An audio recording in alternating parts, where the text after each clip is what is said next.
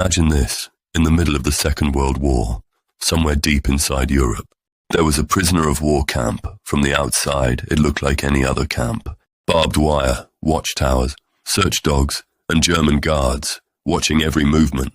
But beneath this camp, something extraordinary was happening. Under the ground, prisoners were building a secret world. Hidden rooms, air pipes, wooden supports, electric lights, rails, and tunnels, stretching for hundreds of meters. This was not just an escape plan, it was an underground city built in silence. By men who refused to give up. The camp was called Stalag Luft III. It held mostly Allied Air Force pilots, and it had been designed to stop escapes.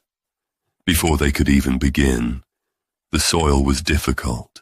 The guards were alert. The camp layout was carefully planned. Everything was meant to make escape almost impossible, but the prisoners looked at the impossible and started digging. One of the main minds behind the plan was Royal Air Force pilot Roger Bushell.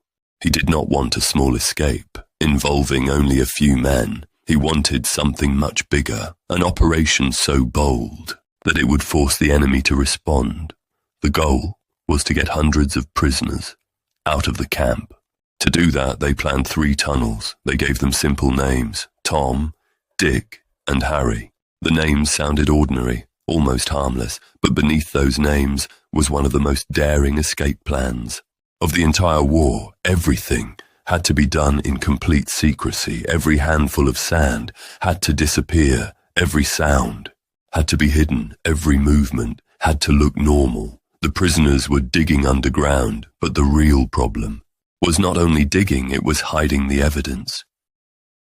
Every meter of tunnel produced huge amounts of sand, so the prisoners created special bags and hid them inside their trousers. During the day, they walked around the camp and slowly released the sand onto the ground to the guards.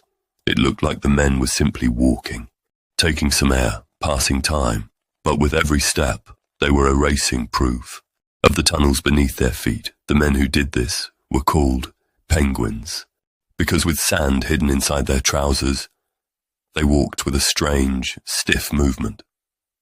Almost like penguins, but underground, the work was far more dangerous.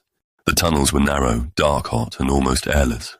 A man could barely crawl through them. The walls had to be supported with wooden boards, taken from beds. Air pipes were made from tin cans. Electric lights were installed, and a small rail system was built to move soil through the tunnel.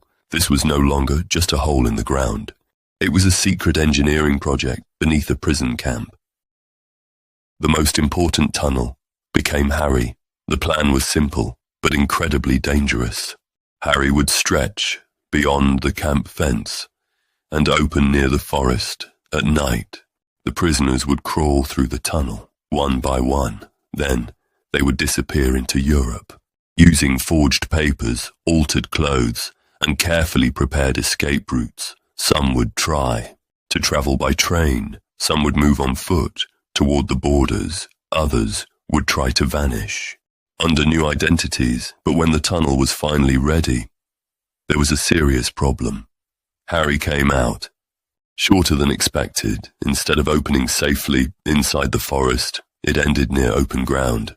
That meant every man coming out of the tunnel could be seen. There was no time to rebuild it. The escape had to go ahead on the night of March 24th to March 25th, 1944. The plan began. One by one, the prisoners entered the tunnel. They crawled through the darkness, silently, slowly, barely breathing, each man moving through a narrow passage between captivity and freedom.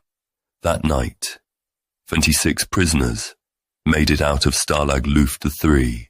The world would later remember it as the great escape, but freedom was not waiting just outside the fence. Germany was still at war. Train stations were watched, roads were controlled, borders were guarded, and many of the escapees stood out quickly because of their accents, their clothing, or their documents within days.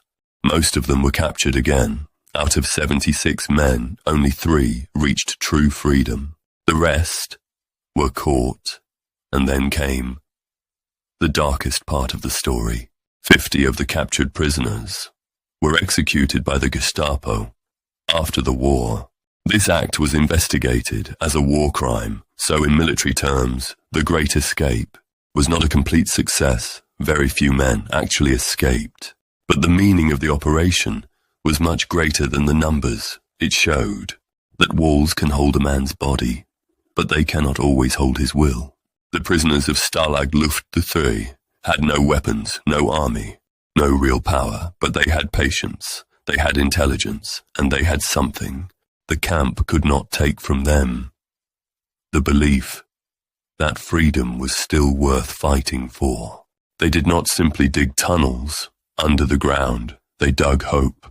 Every piece of wood, every hidden handful of sand, every silent step in the dark was part of one question: how far can a person go for freedom? The Great Escape was not just a story about men escaping from a camp. It was a story about resistance, about courage, about the human refusal to surrender completely. And maybe that is why it is still remembered today, because sometimes the greatest battles in history do not begin on the battlefield. They begin underground,